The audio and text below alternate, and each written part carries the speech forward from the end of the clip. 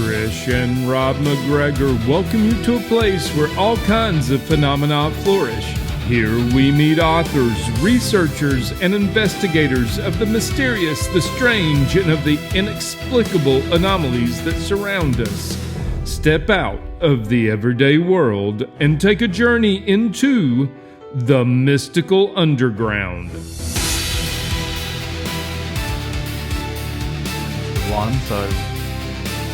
Okay, yep, we're recording. And if you guys are ready, we'll go ahead and get started. And 3, 2, 1. Welcome to the Mystical Underground. Thank you for joining us. This is Trish MacGregor and Rob MacGregor, and our producer and tech magician, John Posey. You can go to themysticalunderground.com where we make regular blog posts where you can find out about our books. Among them are 7 Secrets of Synchronicity, Sensing the Future, The Secrets of Spirit Communication, and Aliens in the Backyard. Our most recent book is called Mind-Blowing Synchronicities. Ra's most recent novel is Tulpas, and Trish's most recent novel is Silent Thunder. If you're watching us on YouTube, we would appreciate it if you would take a second to click the like, subscribe, and notification buttons so you never miss an episode. If you prefer to listen to the show, it's available wherever you listen to podcasts. Please subscribe there. Okay, our guest today is Christopher Jones, who is a leading figure in the world of handreading for over 40 years. He was the secretary of the UK Chirological Society from 1989 to 1999. During that time, he taught dozens of handreaders who went on to become expert chirologists in many countries around the world.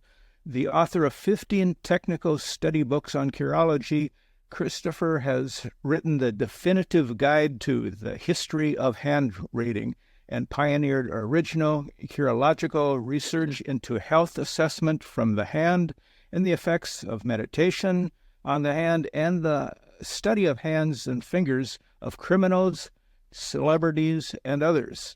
His latest book, The Palmistry of Fingertips, The Secret Patterns Hidden in Your Fingers and Palms, is an updated reprint of the book he wrote 30 years ago. Welcome, Chris. It's good to see you. Welcome. Thanks, Rob. Thanks for the introduction. Thanks for having me on your show.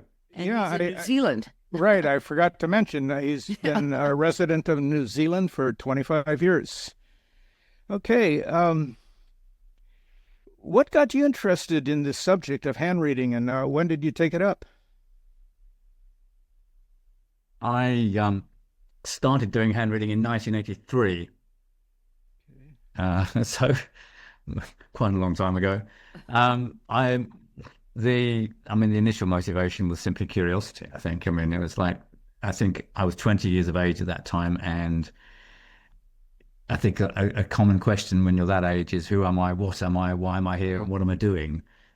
So Where am I going? Those questions, where am I going, exactly. So I took those questions quite seriously. I was studying psychology and sociology at the University of East Anglia in Norwich, which is a town 100 miles northeast of London. And those are questions that are covered in those kind of subjects. Identity, the place you have in society, the role and function you're going to have in your life, and that's a good time to be asking those kind of questions. And as a result of doing that, I got interested in what was quite an alternative scene in Norwich in those days. That was the early days of the Green movement. In the UK, the Green Party was called the Ecology Party in those days, which it was only founded in 1975. And I got involved in green politics, working with Friends of the Earth. There was a vibrant vegetarian and whole food scene going on. Some alternative communities had been set up. There were local meditation groups have been established. So the Friends of the Western Buddhist Order had a big movement in that part of the world. Their center was actually just outside Norwich. So I got interested in Buddhism and meditation. And I also got interested in yoga. Yoga was a really new thing in England in the early 1980s. The British Wheel of Yoga, which is considered to be one of the founding organizations of yoga in the UK, was only set up in 1975. So this was kind of really early days. People were doing acupuncture, people were doing whole foods and organic foods, and Shiatsu. What the heck is Shiatsu? People were doing all these sort of new fangled things that were coming online at that time. And the woman who was teaching yoga, and I went to her yoga classes, she was also an astrologer. And she said, well, I'll do your chart for you, if you like. So she did. So that was the first time I encountered astrology. But she was also a teacher for the Chirological Society, which you mentioned. Yeah. But And she said, well, I'm teaching a course in chirology next term. Would you like to come along? And I said, okay. So I went and did the course with her because I was, I started doing meditation and started doing yoga, just getting interested in all these kind of weird and wonderful, wacky alternative things. Yeah, And yeah. and hand reading was the thing that stuck, it was like, because the impact that it had in terms of my self-understanding that came from it, and the impact. I had a hand reading by a guy called Dylan Warren Davis, who was the Chirological Society secretary at that time, and it was unbelievable. It was mind-blowing. And the kind of questions I had been asking, like, who am I, what am I, why am I, where am I going? What I found was that all the answers to those questions were in the patterns of my hand. So that was kind of the turning point, really, then. But yet you, at this point, you had already had a master's degree in philosophy and theology from Oxford, correct? No. That came later. That came later. That came later. So I studied at UEA, doing social sciences, psychology, and philosophy and sociology. And then I got really involved in the green movement, and as I said, and working in this organic whole food bakery, and doing yoga. I became a yoga teacher. I was a yoga teacher for 15 years. And I was a meditation teacher and a Buddhist teacher for about 10 years in the 1990s. And then in the mid-80s, I decided I wanted to further my studies. So then I went to Oxford University and I did a degree in philosophy and theology, which culminates in a master's degree in those subjects. So that was a kind of second way of studying. But it was like, I became interested in Buddhism, and through interested in Buddhism, I thought, well, the trouble for a lot of people who are interested in things like Buddhism when they're born in Western cultures is we're so imbued with Christian theology, whether we're actually practicing Christians or not. It's just the soup which we're immersed in. It's the sort of milieu in which we find ourselves. I thought it was very valuable to actually deconstruct any Christian indoctrination that I had in my own understanding if I was going to study Buddhism, because a lot of Buddhism kind of gets couched in Christian terms. So terms like nirvana become synonymous with heaven and things like that, which is just completely wrong. But, that was something that I thought I was very valuable to do. So I went to study theology and had the privilege of studying with some very powerful theologians. In fact, one of the guys I studied with became the Archbishop of Canterbury some years later. So that was quite good. And the Professor Gombrich is one of the most... No, I didn't, but he did help me with some scholastic work when I came to doing the history of handreading, which was quite interesting. So, but yeah, that was a sort of later thing to do those kind of studies, and that kind of really set me up very well for a kind of very rigorous and critical thinking approach to something like handreading. And because handreading is one of those subjects which has got a lot of has had a lot of attention from a lot of people who don't have a good educational background. And if you don't have good critical thinking skills with something like handreading, you can end up in all sorts of dead ends and boxes of nonsense. And that's absolutely true in handreading. I mean, I would seriously argue that 99% of all the books on palmistry that have ever been written are absolute rubbish, and I have absolutely no truck with any of them whatsoever. And you can see that when you review the book, because these are people who collate information and they just copy what everybody else has said already, and they don't actually do any research, and they don't actually apply any rigorous thinking to it. And so they don't really know the historical context of what they're doing, and they don't have any philosophical basis for understanding what they're doing either. So you end up with these kind of complete hodgepodge books, which are a mixture of a bit of Kabbalah, a bit of astrology, a bit of gypsy folklore, a bit of Indian palmistry. And they kind of just cobble it all together, and they don't have any rigorous way of evaluating it. I mean, that was one of the virtues of the Chirological Society. So as I said, I started studying with the Chirological Society in the 80s, and they had a diploma system, which I went all the way through. I was the only person who actually did all the diplomas in that organization. And I became the secretary of it, and I ran it for 10 years. But the Chirological Society itself was actually founded in 1889. In London, and so it actually has a much longer history than the group that I was involved in, and it's always its intention was to kind of put handreading on it as a subject of serious subject worthy of the serious minds and serious inquiry. And so that's the approach that I take. I would never claim that hand reading is scientific in the sense that it hasn't been established to be so, but I would always say that it's empiric. And I think it's a really important distinction for people that, something that's empiric is something that can be tested and validated through experience. And you create a hypothesis and you test your hypothesis and you prove it one way or the other. That's one of the reasons why you can't do predictions from the hand. But one of the reasons why that is complete rubbish, because you can never validate the predictions that you make. The only way that any palmist could validate a prediction that they made from the hand is if they took your handprints, let's say in 1980, and they kept your name and address and your phone number, and they wrote down all the things that they said were going to happen to you, and then they took your handprints again in 2020, because of course they kept in touch with you over that 40-year period, and you didn't move and you didn't change your name and you still got the same phone number. So they got in touch with you in 2020 and took your handprints again and went, right, well, I said this was going to happen to you. Let's just chart what happened to you in your life and let's see if I've got it right. No palmist has ever done that, ever, in the history of handwriting. And here's the thing, I have been doing hand reading for 40 years, 43 years actually. So, and I actually do have handprints that I took in the 1980s, and I can compare those, and I still know some of those people, my sisters and family friends and people that I'm close to all my life. And I can make those kind of comparisons. But no palmist ever does that. First of all, palmists never take handprints. That's the kind of one thing that they don't do. They don't take an impression of the hand. And if they don't take an impression of the hand, then it means they don't have a record of what the hand was like at any one particular time.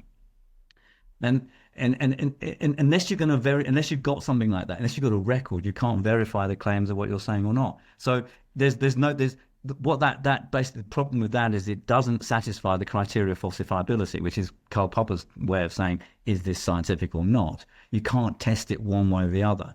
However, what the approach that I take to hand reading is and I argue this a lot with my new students. I say, look, stop worrying about all this prediction nonsense rubbish.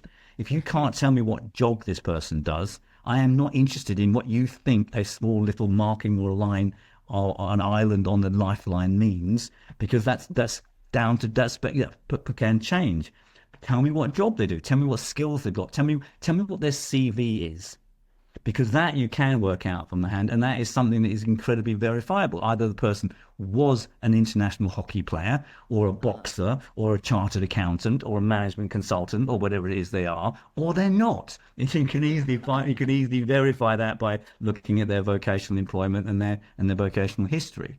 And so I'm interested in the kind of hand reading that can be verified in that kind of way. And so, but can't you get some? When I'm teaching now, I'll just wrap this sentence up. Yeah, okay. When I'm teaching now, what I do is I've given my students a handprint. They've never met the person. They've only got an impression of the hand, and they know nothing about it apart from that. And they have to write a 5,000-word report on that person. Wow. They have to describe them psychologically. They have to describe them emotionally, and they have to describe what work they do. And if they get it right, they pass. And if they get it wrong, they have to go and do it again.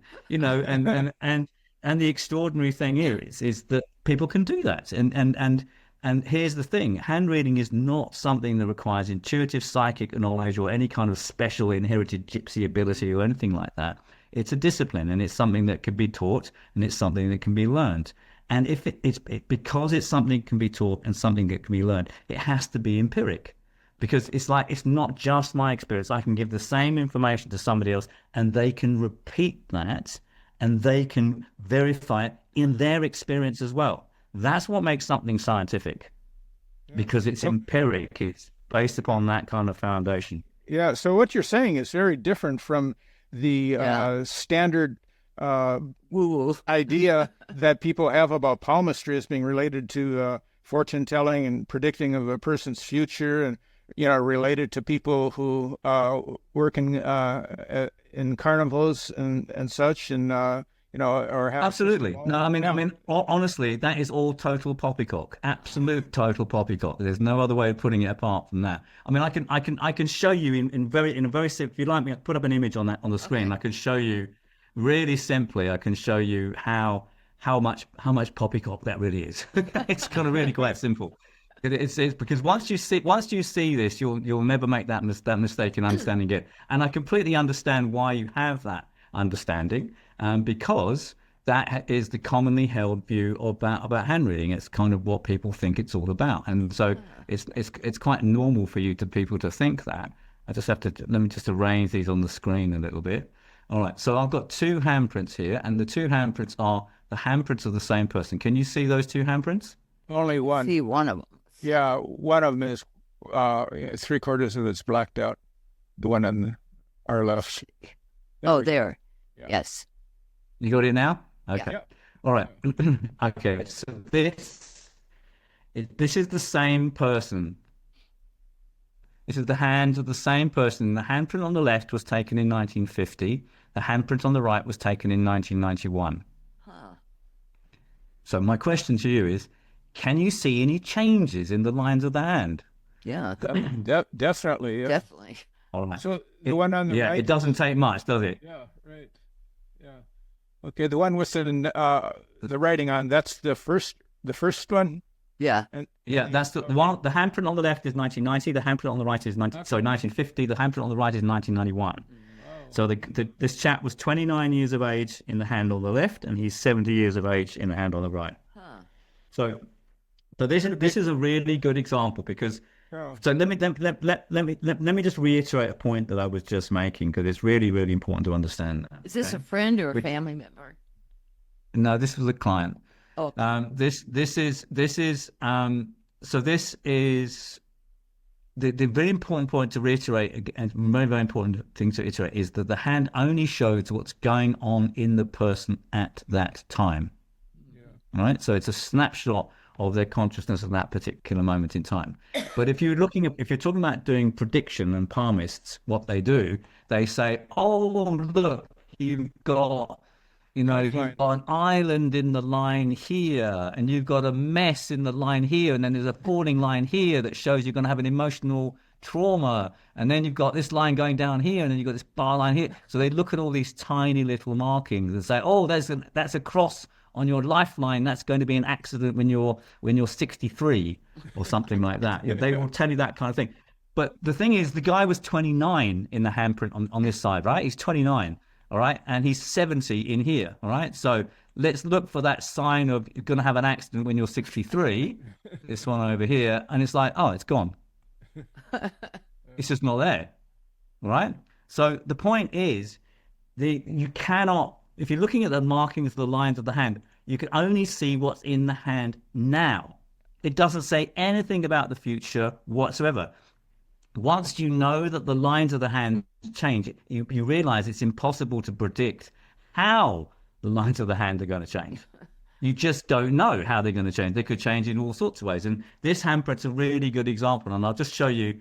I mean, you can probably see them for yourself, but I will just show you how these lines are changed. So first of all, if we look at what's called the lifeline or the earth line, which is this line that runs all the way down the hand here, can you see this line has got shorter here?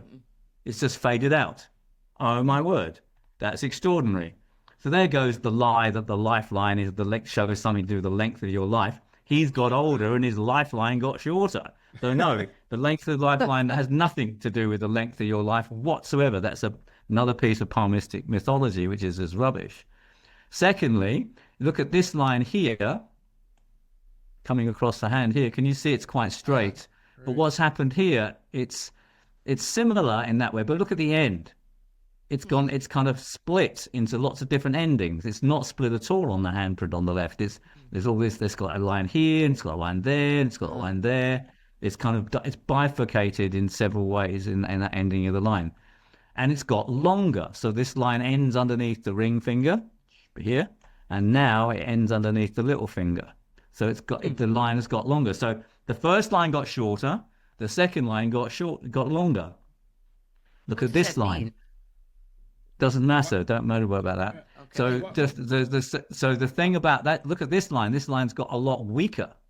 Can you see? It's just not as strong as the same line on the other hand. Yeah. All right.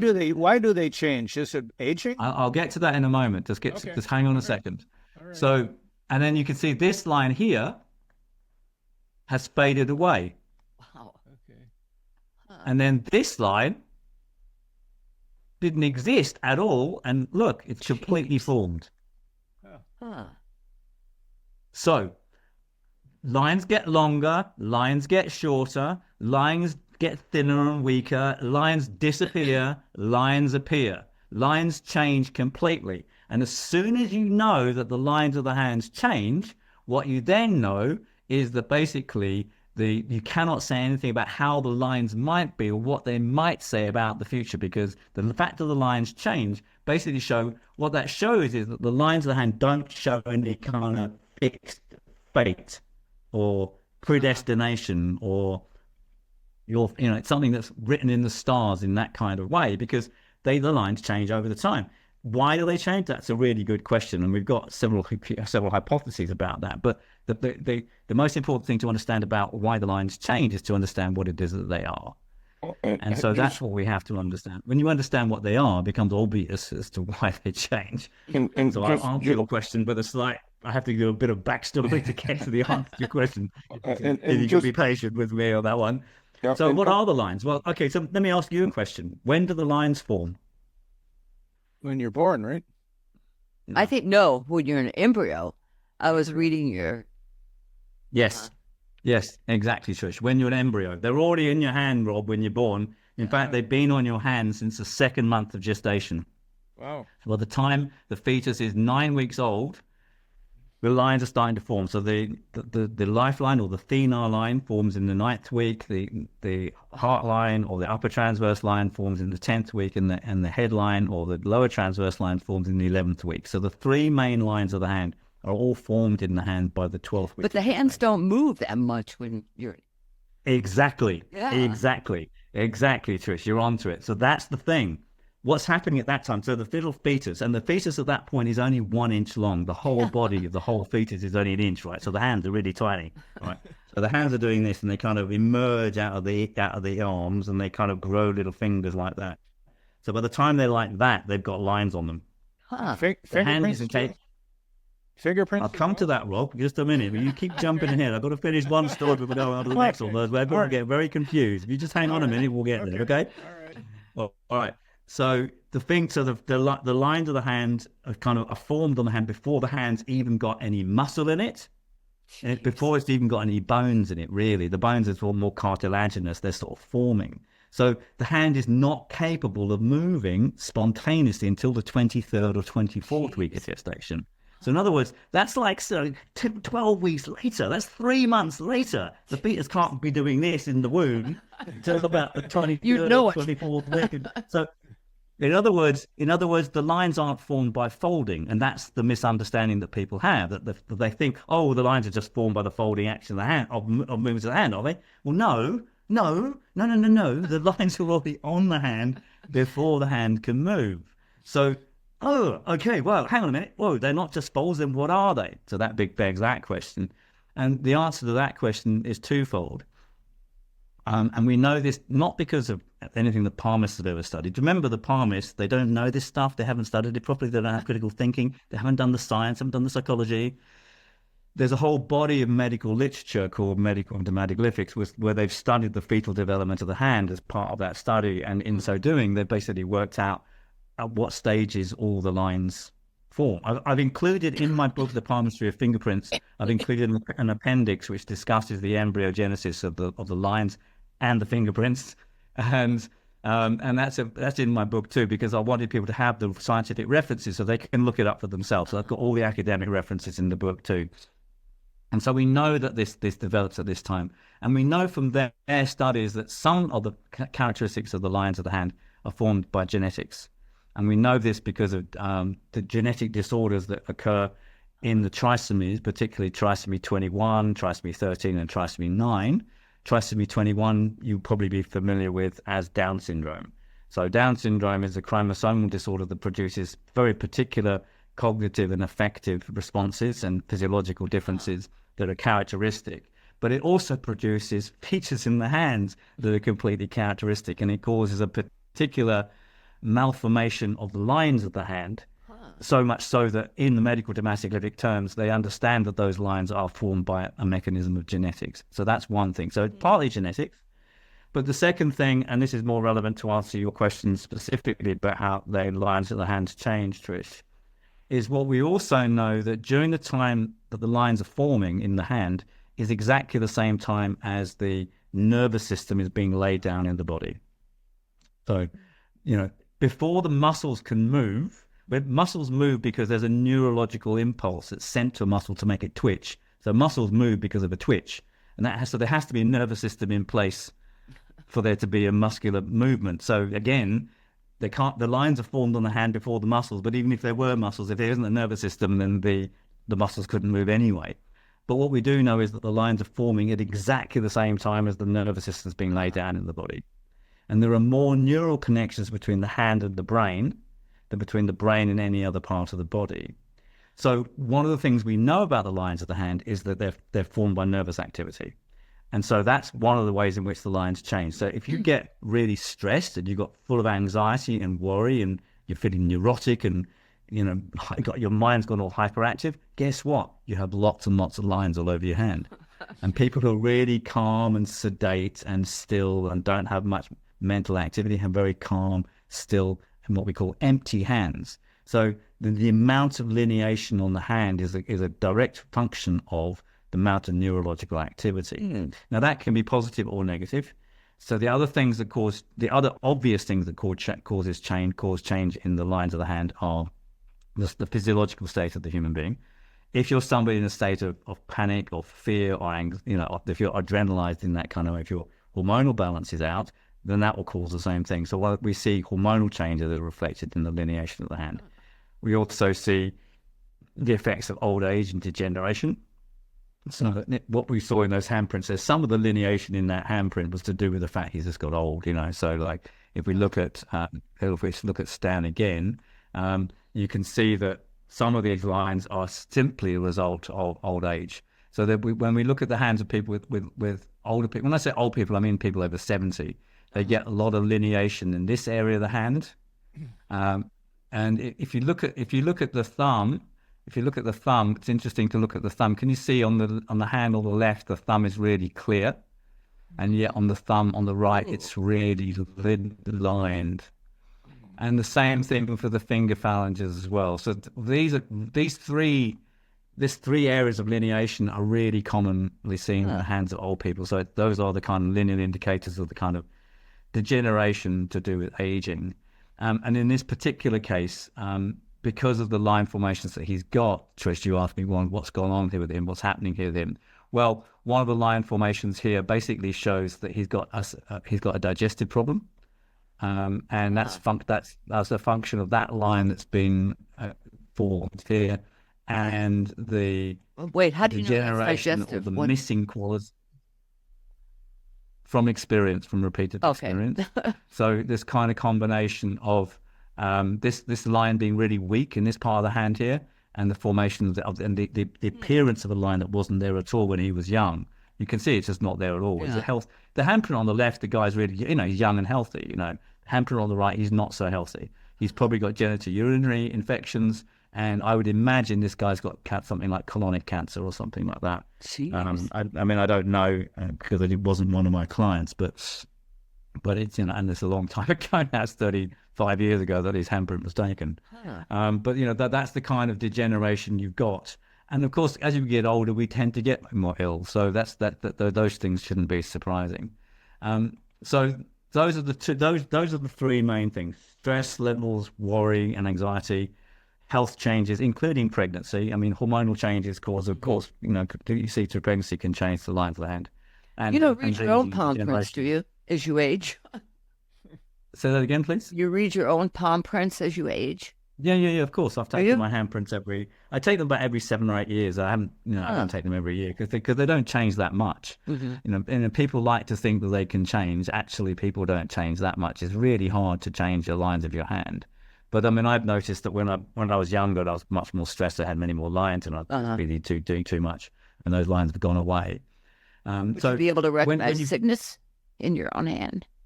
Yeah, you absolutely. could. Yeah, you can absolutely. Yeah, the hand. I mean, the hand as a diagnostic tool from a medical point of view is completely known to the medical profession. They look at the nails and they look at the color of the hand. There's all sorts of diagnostic clues they get from the hand, by which you can work out what kind of systemic diseases somebody has. And that takes us back to fingerprints. I'll come to your question now, Rob, because you've been patiently waiting for me to answer that one. So the interesting thing about fingerprint patterns is that the medical dermatoglyphicists, these are the scientists who have studied fingerprint patterns.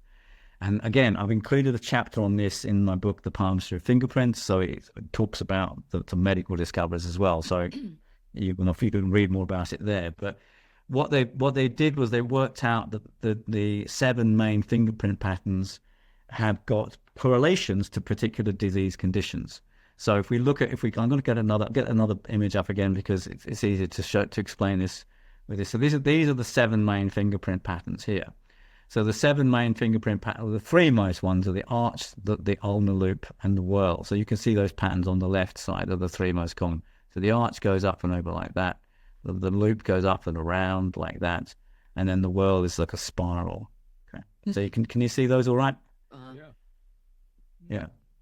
So those are the 3 most common fingerprint patterns, and they've all been associated with genetic dispositions towards particular diseases. So the arch is associated with a disposition towards chronic conditions of the intestines and obstructive disorders of the intestines. So we know that the arch is found in people who are more likely to have gut problems, problems with their gut health, blockages, stasis, cancer, those sorts of things. Loops are more commonly seen in the hands of people with neurological disorders. The most compelling evidence is the high incidence of loops in cases of Alzheimer's and pre-senile dementia. And people with whorls have a genetic disposition to things like heart attacks and strokes. Now, when I'm saying these things, I'm not saying that because I'm a hand reader. I'm saying it because I've read the medical literature. I'm telling you what the scientists say about this. That's not my opinion. That's peer-reviewed medical literature. You can find it in the Journal of the American Medical Association. You can find it in the British Medical Journal. You can find it in the Royal Society of Medicine Journal. There are 100. There were about 5,000, or there were when I looked at them in the 1990s. But do many doctors know research papers studying the fingerprint patterns and what their indications are from a medical and genetic point of view? So those disease associations with those fingerprint patterns is medical knowledge, and I've incorporated in my book because how many doctors know this though? Yeah. No doctors. Why are you putting in these medical journals? I mean, I don't know how they read medical journals. But my primary doctor has never said anything about my fingerprints. Maybe you should. Well, they've probably been bought by Big Pharma or something. I don't know. Don't go down that rabbit hole. But they could know because all they have to do is read the Journal of the American Medical Association. That they don't do so. Well, that's their problem. But it's what I'm saying is this is established medical literature. And what's interesting about it, there was a very famous hand reader in England in the 1920s and 30s called Noel Jaquin, who had a very strong interest in fingerprints. And he was a microbiologist as well as being a hand reader. And he actually outlined the medical significance of those fingerprints that I've just told you about in the 1920s. Jeez. And it was... and this is something that happens again and again and again in the world of hand reading. If you've got a good observation and you've got good critical thinking skills, you can erect a hypothesis about the significance of a pattern, which if it's then investigated, funnily enough, it's found out to be true. So, he was writing about the medical significance of those fingerprint patterns 50 years before the medical literature was actually published. But they corroborated without reading. I mean, they didn't read him. He was just a silly palmist, as far as they was concerned. And so they were rather derisory about that. But funnily enough, they came up with the same conclusions. So I talk about this kind of curious parallel between, the hand readers of the 20th century doing what they do with hand reading and the medical palmists and medical dermatoglyphs and what they're discovering. And there's this convergence of knowledge, which is absolutely extraordinary. That's incredible. And to go back to your question, I finally will answer your question now, Rob. So the fingerprint patterns, what they discovered is, of course, in doing the embryology of the hand, is that they discovered the fingerprint patterns also form in the womb. So the fingerprint patterns form around the 16th week of gestation. So by the 24th week of gestation, they're fully formed. So in other words, between the 4th and 6th month of fetal life, that's when the fingerprint patterns are forming. So that's really interesting because actually the fingerprints actually form after the lines. Wow. Jeez. So that's kind of curious. Okay, that's spooky. But the fingerprints are more important because why are the fingerprints more important? because they don't change. They don't change. Well, they're unique and they don't change. So that's the starting point of my book, the Palmistry of Fingerprints. I say, look, why are we concerned with this prediction stuff when we're looking at stuff that can change? Fate is not something that's so easily affected by your endocrinal balance and your state of stress. That's not fate. That's something else, So your lines don't show your fate. They show what's happening in your body, mind now at this moment. But the fingerprint patterns don't change. Once they're formed in the womb, they stay consistent throughout the rest of your life. One. Number two, as you just said, Trish, what's important about the fingerprint patterns are they are unique. They are unique descriptors of what it is to be you. And we know this. There are 80 billion unique fingerprint patterns on this planet. 8 billion people, 10 digits, right? So that means no, you don't have the same fingerprints on all your fingers. Identical twins don't have identical fingerprint patterns. I didn't know this that. This is an actual fact. Your fingerprints are totally unique to you. So maybe, hypothesis, just it out, maybe the fingerprints say something that's unique about you, possibly, maybe. Maybe we could describe that about your uniqueness. Yeah. Do we all want to accept that everybody's a unique individual? Yes, we're all individuals. Oh, no, I'm not. It's sort of like, that's kind of like, there's a kind of, we all know this about the fingerprints, that it shows what's unique about us. Not only do we know it, the police know it, the FBI know it, the Interpol know it. They can, biometrics is coming in everywhere. They're like, oh, you can't go into the country, your fingerprint doesn't match, oh, you're not going to open your phone now. You've changed your thumbprint, you can't open your phone. So we know fingerprints don't change, and we know they're biometric markers of uniqueness that is you. That's important. Just real quick. Yeah, disembodied voice of John. Real quick. So just random thing I heard today. That our ears are unique. Have you? Our ears? Is that true? Or do you know? I mean, I'm not an oract. What would it be? Just the shape. I'm not an auriculologist. I'm not an auriculologist. But the shape of our ears is unique. It's just fingerprints are easier to archive or measure. Yeah. No, absolutely. The shape of the ear. What you're pointing to there is, the body has holographic representations of the totality of each of us. The bottom of the in feet lots too. of different places. So you've got the ears, you've got the iris. So the iridology is another subject that does that. The hands, the fingerprints in particular. I mean, arguably the genetic material of your DNA in your cells, because that's just replicated throughout your whole body. So the bottom of your feet too. So yes, and you have toe prints as well as fingerprints, but they are also equally inconvenient. So like your ears, taking an ear print will be really, really time consuming and messy. Fingerprints are easy. But the thing about fingerprints is that their accessibility is so, but it's relatively modern that they were discovered at all. I mean, people have known about fingerprints for a long time, but they weren't originally classified until 1820s, and the development of fingerprints as a kind of identification tool wasn't done until the 1890s. And there were two people who were really important for that. There was a guy called William Herschel, who was a commissioner for India, and he was the guy that established that fingerprints didn't change over time between 1860 and 1890. And then there's a guy called Francis Galton, who was the cousin of Charles Darwin, and he's the guy who classified fingerprints into the loops, arches, and whorls that we were just looking at just now. So he's the sort of grandfather of fingerprinting, basically, and that was in 1892. And it was only in 1901 that fingerprinting was adopted by the police forces in the United Kingdom. So it's only 125 years that people have known about fingerprinting. And so that's why the whole subject of dermatoglyphics, which is the medical study of fingerprints, comes in the 1920s. And that's why I said earlier on, all books on palmistry, 99% of them are rubbish. And basically every book written before about 1920 on palmistry doesn't include anything on fingerprints. Now, I don't know about you, but it seems to me to be obvious. If the lines of the hand change over time, as we've seen that they do, and the fingerprint patterns don't change over time, as we know that they don't, what's more important? Clearly, the fingerprints are more important because they're more indelible, permanent markers of what it is to be each of us. So that should be our starting point. And that's why I've written the book, The Palmistry of Fingerprints. I say, look, let's start there. Let's forget all the stuff that goes before. You've got to put fingerprints at front and center. They are the most important things in the hand. I'm not saying the lines are completely irrelevant, but they're not as important for describing personality, psychology, genetics, emotional inclinations, skills and talents and abilities, and the unfolding part of your life. That's shown in the fingerprints. Okay. What, Rob?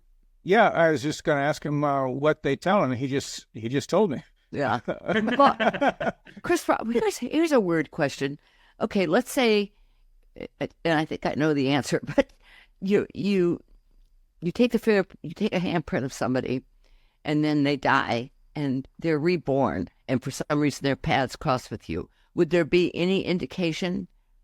There wouldn't, right? I don't know. How the heck would I know? I mean, I haven't done the study. You're talking to someone who's an empirical hand reader, madam. I'd have to have proof it was the same person they were connected. I have to live long enough to live their life and their life in another life and collect the handprints. No one's done that study, Trish. Well, I think somebody should do it. It's not even possible to do it.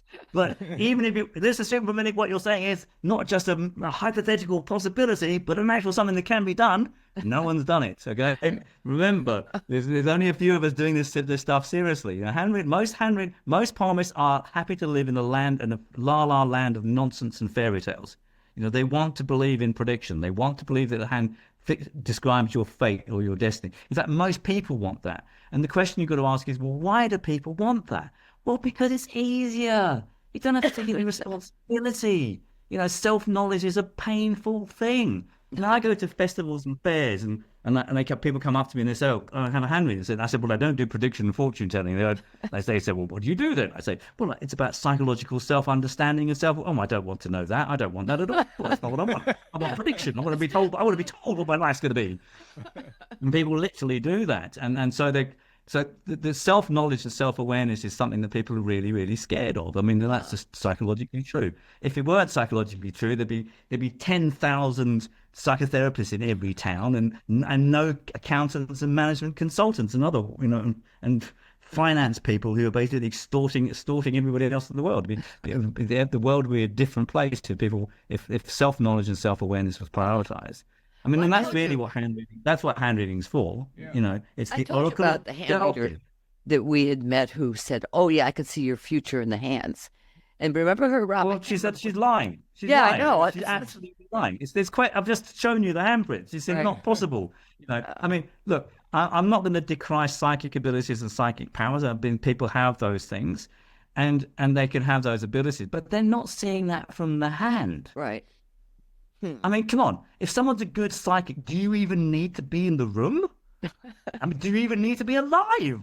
You know, if you're talking about a good psychic, the fact that someone says, "Oh, I'm a psychic and I'm looking at your hand," that means two things. It means, one, they're a really bad hand reader, and two, they're a really bad psychic. Because they think, "Oh, I need to look at your hand, otherwise I can't get any information." It's like, what kind of psychic are you? You know, you're like kindergarten psychic. What's the matter with you? Proper psychics. You know, if your mind, which is what the word psyche means, right, your mind is that open and that connected, you can transfer over the whole world. You know, yeah. I mean, look, let's debunk this notion of psychic. I mean, people say to me, "Are you psychic?" And I say to them, "Do you mean can I read your mind?" And they go, "Yes." And I go, "Of course I can." You know, because the hand is a reflection of your mind. As we were talking about before, the lines of the hand are a function of the neurology of the person. The fingerprint patterns are a function of the genetic material of the person. So these are external signals and signs of patterns of consciousness, which is that person's mind.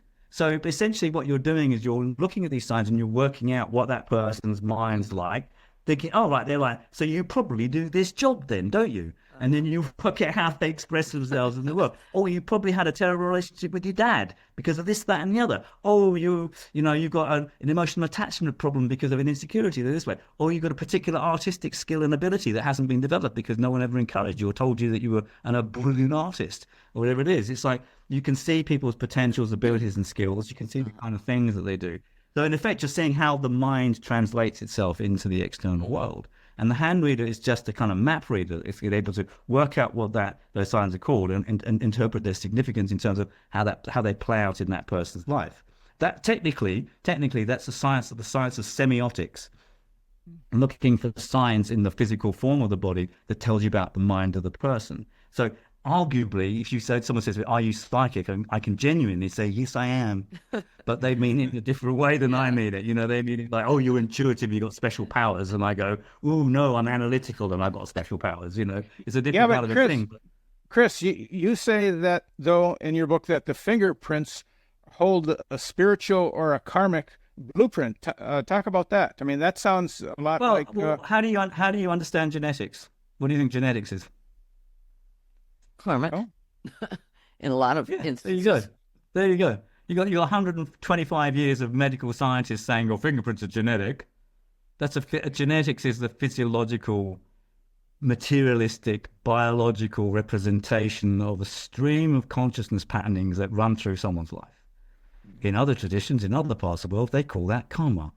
Okay. I don't think it's complicated, Bob. You know, it's kind of pretty straightforward, really. But it's you know, it's. What, do you know what the word karma actually means, Rob? Go ahead and tell me. It's a Sanskrit word. It's a Sanskrit word, and the root of the word means to act. It means action. Okay. So, if I can, from looking at the patterns of the person's hand, I can see how they're going to act. I can see what they're going to do. I'm going to tell you if they like sport. I'm going to tell you if they like painting. I'm going to tell you if they are good at communicating. I'm going to tell you if they're a writer. I can tell you if they're an artist. I can tell you if they're a management consultant. I can tell you if they're a lawyer. I can tell you how they act in the world, like what do they do, right? So what someone does in the world is their karma. That is karma. That is their karma was what the actions of mind, actions of speech, and actions of body. Yeah. So karma is how the person acts. So so absolutely the hand is an expression of someone's karma. It tells me, and to anybody else who can read hands in that way, it tells me what patterns do they have in their consciousness and how those patterns are expressed in the world, and therefore how they act in the world. And the concrete way to do that is, what job do they do? Which goes back to my earlier point, which I always say to my students, tell me what job they do. That's what I want to know. If you can't do that, you shouldn't be reading people's hands, because if you can't do that, you can't read someone's karma. What do musicians' fingerprints look like? Well, it's not just the fingerprints, Rob. I mean, there's a whole combination of different things. So the fingerprints are important, the fingers are important, and the lines are important, and the shape and the structure of the hand are important. So there's a whole bunch of different kind of things. Like artists, But yeah, I heard that's where you're going. Artists, performers, and musicians tend to have particular characteristics in their hand. They tend to have long ring fingers. The ring finger tends to have a whirl on it. They tend to have an upper minor waterline formation going across here, and they often have very curved major airlines. So if you look at the hands of someone like John Lennon, that's exactly what you see. You see a long ring finger with a whirl on it. You see the upper minor waterline. He's got quite a straight airline, but he is less of a musician than he was a polemicist. You know, he's a political figure, and he's a wordsmith. So he plays with words. He's got an incredibly intellectually creative mind based upon an incredibly jealous, intense emotional experience because he was severely traumatized as a child, with a vivid imagination because he wants to live in strawberry fields forever, and he's got a desire to perform an act. So John Lennon's handprints are some of the handprints I talk about in the Palmistry of Fingertips, because he's a really interesting character. But what's also interesting, but I'm canning to him. I'm getting it. I've got one sentence. I'm terribly sorry. Don't think I won't forget though. And by the way, if they're a right-handed guitar player, serious calluses on their left hand. Anyways, I'm just saying on the fingertips of their left hand. So. That's not important. I mean, that's not important.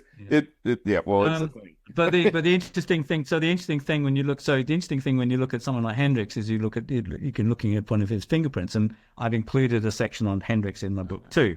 Now, and this is partly came about as a collaboration with a guy in America I know called Andrew Washington, who lives in New York State, and he was a corrections officer about 40 years ago, and he got very interested in fingerprinting, and he has pioneered a completely different approach to handreading than I do.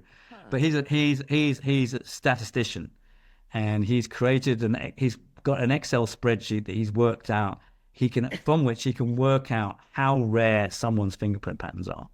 And on his website, he's got examples of all these handprints. So he's gone and he writes to the FBI and says, "Hi, could I have Jimi Hendrix's fingerprints, please?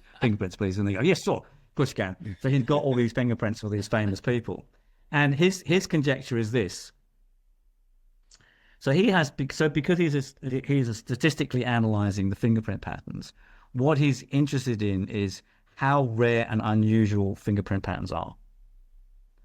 And so his hypothesis is this: people with rare and unusual talents will have rare and unusual fingerprint patterns, and that's exactly what he's found. I agree with that hypothesis. I just don't have the statistical background or the database to assess that with the correct degree of efficiency that he's doing. He's got access to the FBI database of 18 million fingerprints, males, and 4 million female fingerprint patterns. And so what he does is he gets the fingerprints of someone like Lennon or Hendrix, punts them through his numbers, and comes out with this extraordinary figure of how rare that fingerprint pattern is. And the interesting thing about Lennon and Hendrix is they both have the same fingerprint pattern on their index finger. There's some variations on that, and that's a technicality, difficult, but it's not identical, but it's the same type of fingerprint pattern, which is also equally rare in both those cases. So he goes, let's find exceptional, unusual people. I think we can all agree that John Lennon was pretty exceptional. I think we can all agree that Jimi Hendrix was pretty unusual and exceptional. And lo and behold, they have unusual and exceptional fingerprint patterns. And I've been saying the same thing for the last 45 years as well, that unusual and interesting fingerprint patterns will show what is interesting and unusual about you. He's just put it on a statistical basis. So I collab with him, and so there's a couple of chapters in my book, The Palmistry of Fingerprint Patterns. We talk about Hendrix, we talk about John Lennon, we talk about Malcolm X.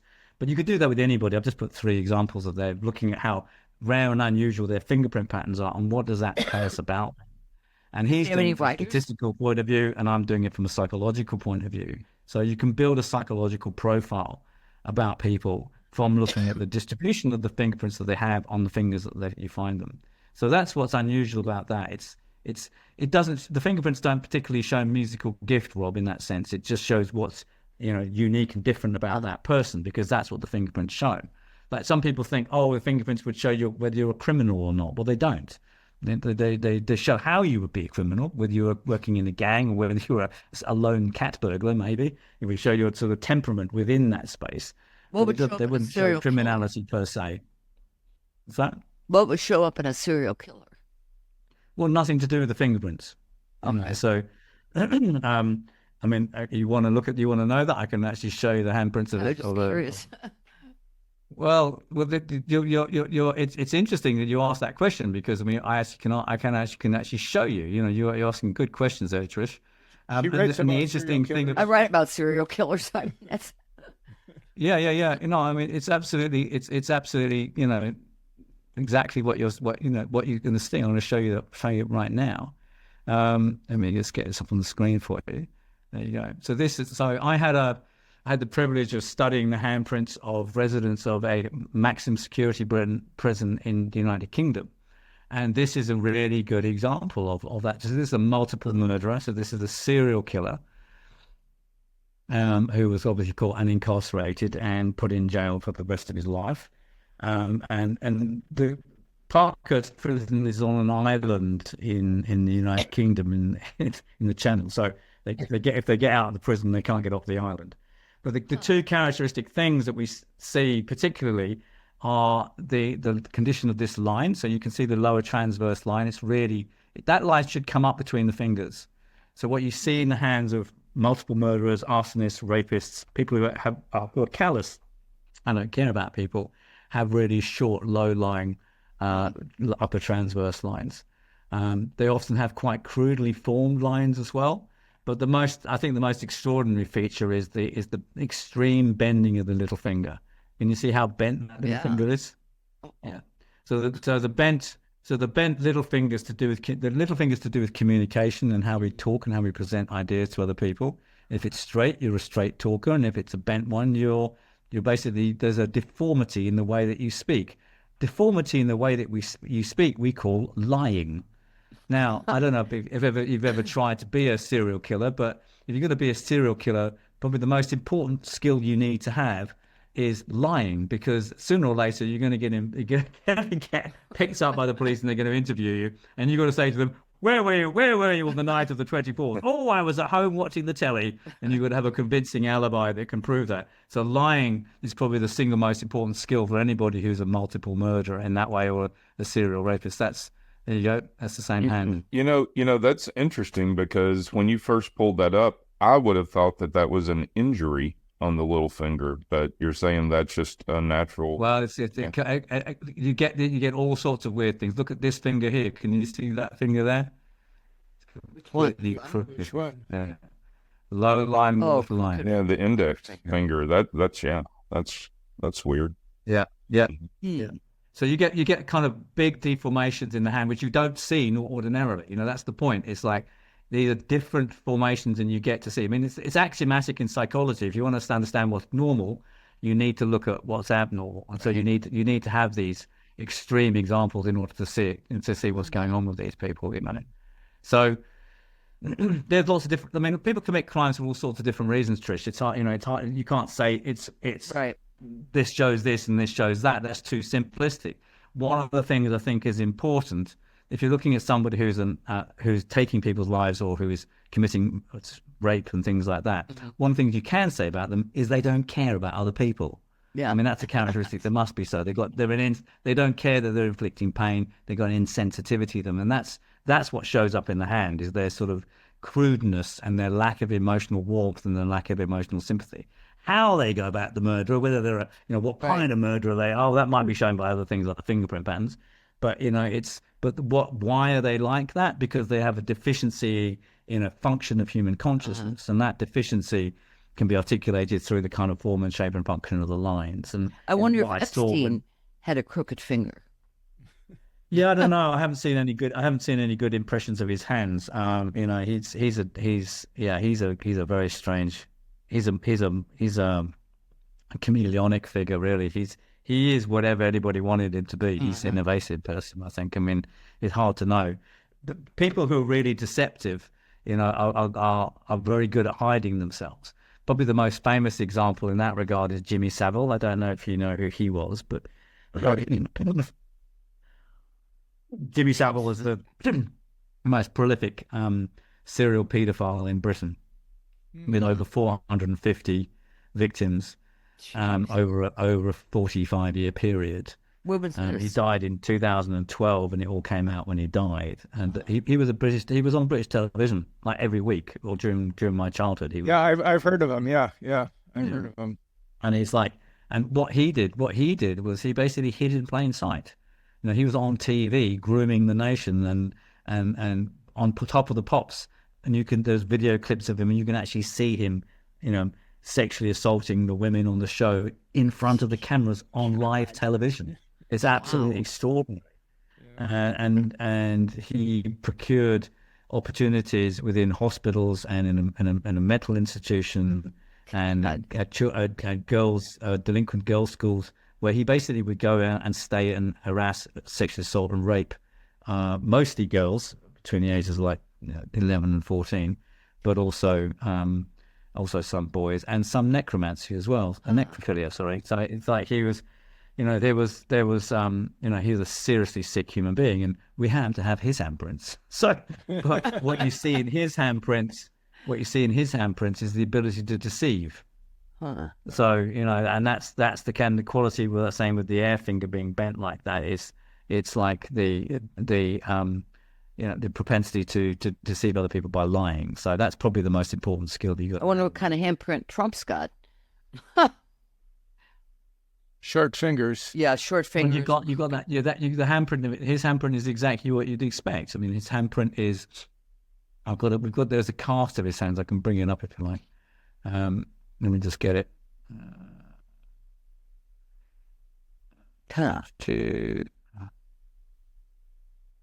Why do you have a cast? I'm not sure who took the cast of his hand, but anyway, it's at least it's his hand. That one. Yeah. It's what's interesting about his hand is it tells you exactly what you know about him, which is basically he's a real estate mogul and he's a businessman. I mean, that's what he is. The fact that he has the kind of the attitudes, the political attitudes that he has is a function of the capitalist system in which he lives in. He's the apex predator in a system that you guys have been living in America for 200 years. You know, if you look at Oprah Winfrey's interviews with him in the 1980s, she's fawning all over him and says, "Oh, would you ever run for president?" And they all love him, you know. And he says, "Oh, I don't know that I would unless I think it got really bad." It's really worth watching those interviews from 40 years ago of him. But what you've got here is you've got a fire earth handshake. So you've got a very it's really quite a square palm, and that square palm is what you find in people involved in things like construction, real estate, building in some kind of way to do with the material worth. And people with that kind of hand are always very interested in money and financial stability and security. That's really important to them. He went to army. He was in the army. He went to, what was the name of the place he went as a kid? He went to some kind of military school. Yeah, he went to military school. So again, this kind of handshake you find in people who go to military school as well. So, you know, he's got that kind of military mentality in the way, and he's very disciplined. He's very hardworking. And that's, again, what you find in a fire earth handshake. But what you've also got in his hand is you've got a really long air finger. So this finger should come up to this point here. And he's got a lot, his air finger's longer. When you've got an air finger that's longer like that, you find that's on people who talk a lot, who are persuasive, who are good communicators. I mean, and that's, you know, he might be his mental faculties may be degenerating now because he's nearly 80, but when he was a younger man, that was his skill. That's how he made his money. He gave it by persuading people and telling people whether it was truth or lies is a matter of debate. He was able to persuade people to do his bidding. That's called the art of the deal, you know, to be a persuasive negotiator. He's got a long finger that show people with long air fingers are people who are persuasive, good at talking, good at presenting ideas, good at getting the information across to other people. And he's got a business manager's airline. He's got a good understanding of people and how to work with people. So you've got all those kind of things that are going on there, which is kind of what you'd expect with them. What you also see in the hand is this. Can you see this? The index fingers set apart from the other ones. Yeah. You see these are ones quite close together. Well, the index finger being set apart is an indication of someone who likes to put themselves in the limelight. So interesting. You've got somebody like that who wants money and status and a bit of bling and wants the attention, and then you put that on steroids and you give him the office of the most powerful person in the entire planet. Well, you're asking for trouble, aren't you? Really? So it's like that. This is what you've got. What you're seeing is an expression of his personality and what he's like. His middle finger looks like he is a symptom. He is a symptom of capitalism. He's not a cause of the problem. He basically is nakedly doing and has always nakedly done what capitalism says you should do. You know, as I said, Oprah Winfrey was saying to him, "Oh, you know, you're amazing. Yeah, well, I'm living the American dream. I've run my own businesses. I make loads of money, and I've got a place in Palm Beach, and I run Miss World, and I've got a casino. I've got gold latte toilets. I'm living the rich life. Isn't that what everybody wants? That's the American dream." He's the most successful proponent of the American dream. So, you know, the fact that it turns into the American nightmare is something that Americans really need to think about what their values are and Trump is a product of the system that you've been living in for the last 200 years. You know, his middle finger. You're going through a Pluto return transit right now in America. Yeah, so I know. Don't remind me. His middle finger looks like it has an eye right in the center of it. I mean, it's the wrinkles, but it looks very much like an eye. Well, that sort of stuff don't matter, mate. What? That really doesn't matter. You know, Okay. looking like an eye. That's what we call tea leaf reading. You know, it's like that. Looks weird for sure, but yeah, no, that's tea leaf reading. I mean, that's not something that you can. You know, I seem to have lost the screen. So let me go back to that. I've lost all. There we go. It's back screen up. No, hide the video. Back to full screen. So yeah, no. So Rob, that's exactly what palmistry is. Yeah. Okay. What you just did there. Oh, that looks like an eye. Okay. That's like looking at clouds and saying, "Oh, look, it looks like a donkey. Oh, look, it looks like a fish." I mean, that's called an aeromancy in that particular case, or aeromancy, actually aeromancy. So. Looking for signs and symbols, that's palmistry. That's what I do not do. Okay. Okay. Have you ever because what I said is empiric, you know. So I have to have repeated experiences of these things. It's not like, so when the other guy said, oh, that bent air finger looks like it might have been broken. Yeah, maybe.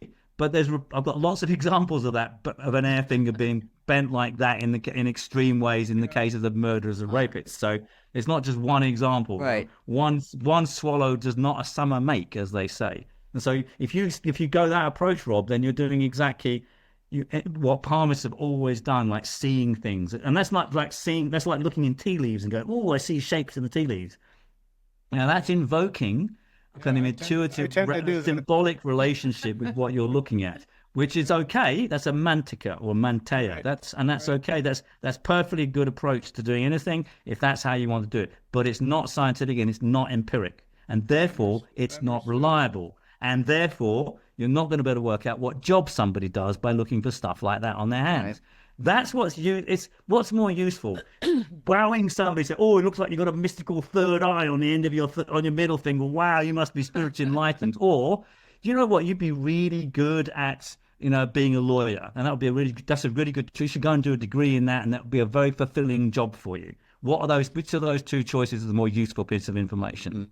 Because I think the latter one is, and that's what I do in hand reading. The only reason why people do that kind of predictive stuff on the hand is because they want power, because they want to aggrandize themselves. They want to say, "Oh, I'm really powerful. I'm all knowing. I'm all seeing. I can see this stuff." Even if they don't do that consciously, that's the effect that it has on other people. Because they go, "Oh, how do you know that stuff?" "Oh, because I got special powers. I'm psychic. I have Guru Mooseface who comes and tells me what's going on. I have my channeling from another dimension." It's like all that does is it just empowers the other person. I'm saying to you, no, look, it's you, it's in you, and it's of you, and it's coming out of you. It's like, let's find out what it's like to be you. Those are all yours. And one of the most important things that comes out in hand reading is people will say they feel so empowered after it. They feel that they've been seen. They feel like, "Oh my God, you finally got me. Somebody finally understands me."